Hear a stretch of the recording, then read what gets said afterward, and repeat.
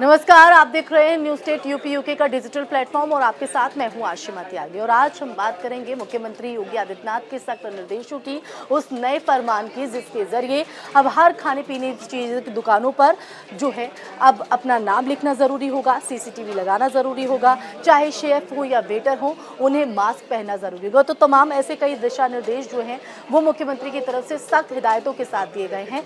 तो आज हम इसी पर चर्चा करेंगे और मिशा भी हमारे साथ चर्चा में जुड़ेगी। लेकिन उससे पहले मैं आपको एक चीज़ यहाँ पर बता दूं, क्योंकि जिस तरह से देश भर से खाने पीने की चीज़ों में मानव अपशिष्ट की बात हो या गंदी चीज़ों के इस्तेमाल की बात हो, ये लगातार मामले जो है वो सामने आ रहे हैं, जिसको देखते हुए अब मुख्यमंत्री योगी आदित्यनाथ की तरफ से ये सख्त हिदायत यहाँ पर दी गई है। और ऐसे में क्या कुछ गाइडलाइंस जारी की गई है, क्यों ये मामला एक बार फिर से सुर्खियों में हम देख रहे हैं, क्योंकि इससे पहले भी हम हमेशा देख रहे थे, तो कहीं ना कहीं चर्चाओं का बाजार गर्म था। अब एक बार फिर से मुख्यमंत्री योगी आदित्यनाथ सख्त होते हुए दिखाई दे रहे हैं। नाम हर खाने पीने की चीजों को दुकानों पर लिखना होगा, सीसीटीवी भी अनिवार्य होगा, साथ ही साथ मास्क लगाना है। तो क्यों है ये सुर्खियों में, क्या गाइडलाइंस है, जरा दर्शकों को आप देखिए, हमने देखा है कि कई ऐसी तस्वीरें सामने आई है जहां एक के बाद एक खाने में मिलावट। प्रसादम की बात करें तो तिरुपति बालाजी मंदिर में जो इतनी बड़ी तस्वीर सामने है कि किस तरीके से प्रसाद में किन अपशिष्ट चीज़ों का इस्तेमाल हो रहा था। और उसके बाद उत्तर प्रदेश में योगी आदित्यनाथ ने सख्त रुख अपनाया हुआ है कि कोई भी रेस्टोरेंट, कोई भी होटल में किसी भी तरीके की अनहाइजीन चीज़ों को बिल्कुल भी बर्दाश्त नहीं किया जाएगा।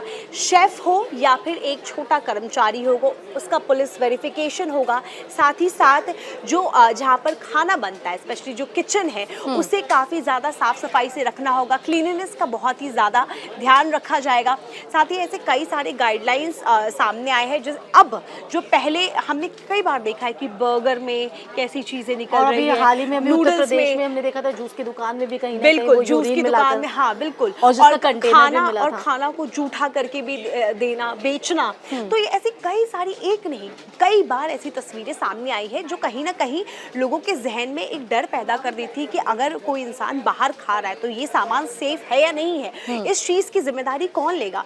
जिसके बाद योगी आदित्यनाथ ने ये काफी बड़ा एक्शन लिया है और ये काफी ज्यादा सराहनीय भी है, क्योंकि इसके बाद लोगों के अंदर एक लेकिन क्या लगता है कि जो शुद्धता और जिस हम बात कर रहे हैं कि शुचिता की, सुनिश्चितता की बात कर रहे हैं योगी आदित्यनाथ, वेरिफिकेशन भी यहाँ पर होगा, वक्त पर कहीं ना कहीं इसको कंटिन्यूटी में रखने की जरूरत होगी। ये ऐसा नहीं है कि एक एक्शन, एक प्लान बनाया गया है, लेकिन इसे फॉलो करना, ये पूरे रूल्स को, एक पूरे होटल का जो ओनर होता है, एक शेफ होता है, वहाँ पर रह रहे हर एक वर्ग के लोगों को ये फॉलो करना ज़रूरी है। क्योंकि देखिए, एक रूल तो लाया जाता है, वो पारित कर दिया जाता है, लेकिन उसे फॉलो कितना ज़्यादा किया जा रहा है, उसे किस हद तक उसका पालन किया जा रहा है, ये काफ़ी ज़्यादा महत्वपूर्ण हो जाता है। आज की जो चर्चा है वो इसीलिए काफी महत्वपूर्ण है क्योंकि लोगों के खाने, लोगों की सेहत, लोगों की आस्था, चाहे जैसे कि हम बात करें तिरुपति बालाजी मंदिर की बात कर रहे हैं, जूस की दुकान पर यूरिन कंटेनर मिलना, वहाँ जूस में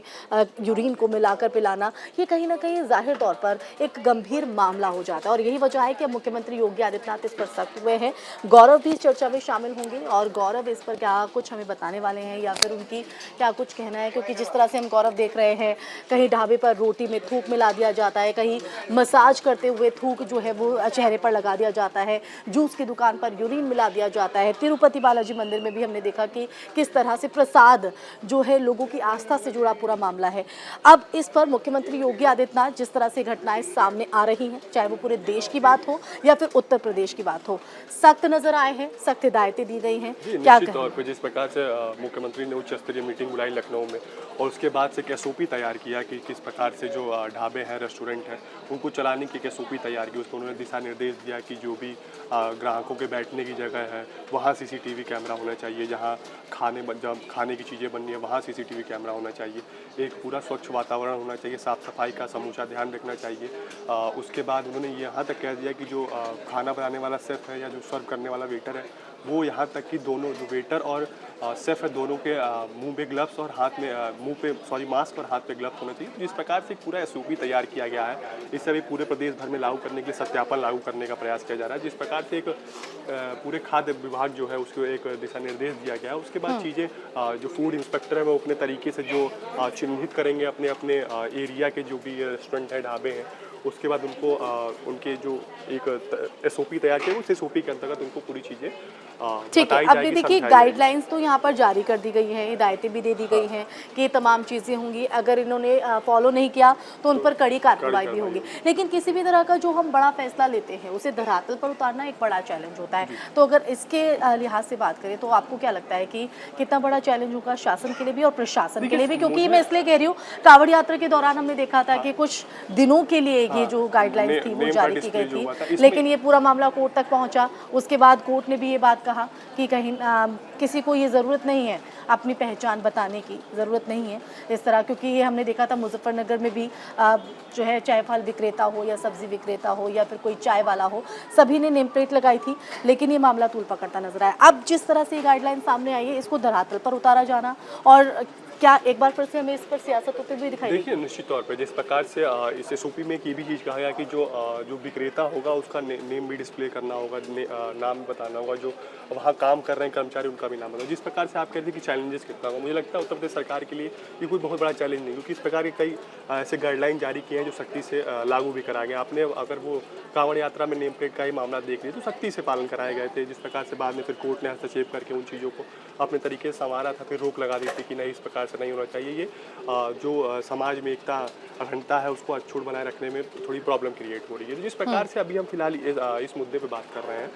तो ये देखिए बहुत बड़ा चैलेंजेस नहीं है गवर्नमेंट के लिए। योगी सरकार अपने जो मुख्यमंत्री योगी लेकिन अपने जिस सख्त शुद्धता और सुनिश्चितता और पवित्रता की बात की जा रही है, कितना असर डाल पाएगा, कितना प्रभाव डाल देखिए पाएगा? निश्चित तौर पर जब इस प्रकार के मामले निकल कर आते हैं तो कई तरह के चीज़ें निकल कर सामने आती हैं। आप देखी होंगी कि जिस प्रकार से अभी हाल फिलहाल में वो तिरुपति बालाजी वाले मंदिर विवाद हुए, तो उसके बाद उत्तर प्रदेश में भी तमाम मंदिरों के महंत हैं जो है वो गर्भगृह में दुकान से खरीदा हुआ प्रसाद चढ़ाने से मना कर दिया था। या तो आप घर से बना के लाइए या फिर कोई ड्राई फ्रूट है या तुलसी के पत्तों का जो मेवा जो मंदिर प्रशासन द्वारा उपलब्ध कराया जा रहा है उसका इस्तेमाल करके आप गर्भगृह में इस्तेमाल करेंगे प्रसाद के तौर पर। तो जिस प्रकार से एक तरीके से एक पूरे सिस्टम के तहत मुख्यमंत्री योगी एक पूरा दिशा निर्देश दिए हैं कि इन चीज़ों का पालन होना चाहिए।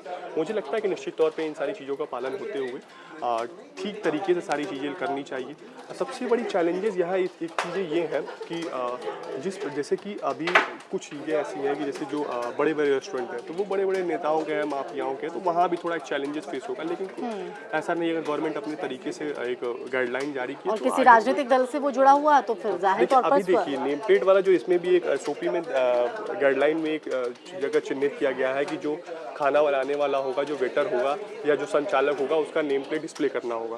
तो जिस प्रकार से पूरी चीज़ें आ रही है, इस पर कहीं ना कहीं राजनीति एक होते हुए नजर आ रहा है। कहीं ना कहीं Samajwadi party, UP Congress party से एक मोहर की तरह लपकते हुए समाज को खंडित करने का प्रयास का ऐसा आरोप सरकार पे लगाएंगे। लेकिन फिलहाल देखना ये दिलचस्प होगा कि सरकार इस पूरे मामले को टैकल कैसे करती है और ये बिल्कुल बड़ा सवाल है। अपना जो उन्होंने एक नियम कानून लागू किया उसको धरातल पे कैसे लागू करती है। बिल्कुल, तो पंकज जी से भी जरा समझेंगे, क्योंकि एक तरफ सरकार की तरफ से कोशिश है कि जो शुद्धता है खाने पीने की चीज़ों में या लोगों की सेहत की अगर बात है तो उसमें पवित्रता लाने की भी यहाँ पर कोशिश है, लेकिन इसको धरातल पर उतारा जाना भी एक अपने आप में बड़ा चैलेंज है। और आज हम चर्चा यही कर रहे हैं क्योंकि एक तरफ जब सरकार ऐसे कड़े कदम उठाती है, कोई सख्ती ऐसा दिखाती है, तो हम देखते हैं कि उसमें सियासत, उसमें राजनीति भी दिखाई पड़ती है।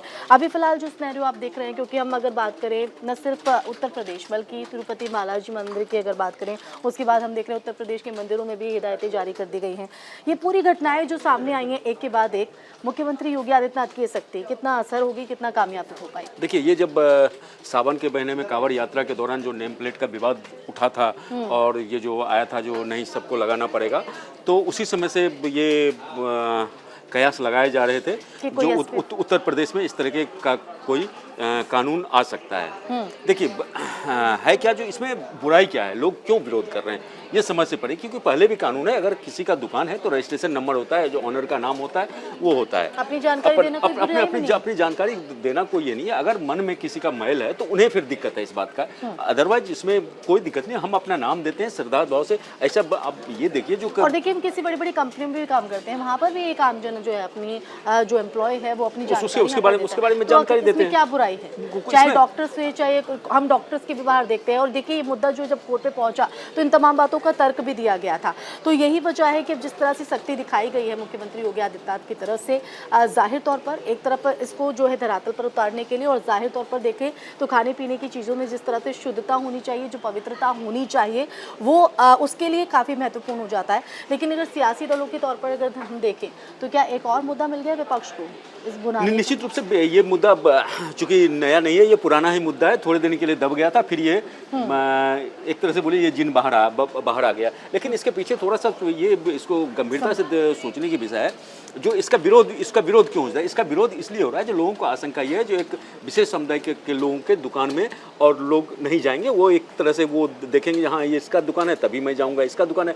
लेकिन इसमें ये है, सोचने वाली बात है, ये मान लीजिए दुकान मेरा है, मैं अपने दुकान में किस कारीगर को रखता हूँ, तो मैं कारीगर का तो नहीं लिख के रखता हूँ ना, जो मतलब कौन रहेगा नहीं रहेगा। तो इसलिए ज़्यादा चिंता की बात नहीं है, इसको ज़्यादा तूल देने की बात है। इसको देखिए, अगर आप इसको एक सिंपल कानून है, वो कानून लागू हुआ है, सभी हम इसका पालन करते हैं, तो ज़्यादा है तो नहीं मचेगा। अगर इस पर आप ज़्यादा सियासत करते हैं, लोगों को ज़्यादा खंडित करने की कोशिश करते हैं, तो एक अलग माहौल बनता है। तो इसलिए इसको सामान्य रूप में होना चाहिए, जो सामान्य रूप में इसको लेना चाहिए। हाँ एक कानून है, उसमें लगाया गया है, हम अपना परिचय देते हैं, जैसे हम भी अपने दफ्तर में होते थे, हम आई कार्ड रखते हैं, या फिर हमारे घर के बाहर हम अपना नेम प्लेट लगाते हैं, तो उसी तरह का एक है, और उसको सामान इसमें लेना चाहिए। और वो वैसे किसी को डर भी नहीं होना। और वैसे अभी चूंकि सियासी उत्तर प्रदेश में उपचुनाव होने हैं, तो ये मुद्दा उत्तर प्रदेश में गर्म होगा।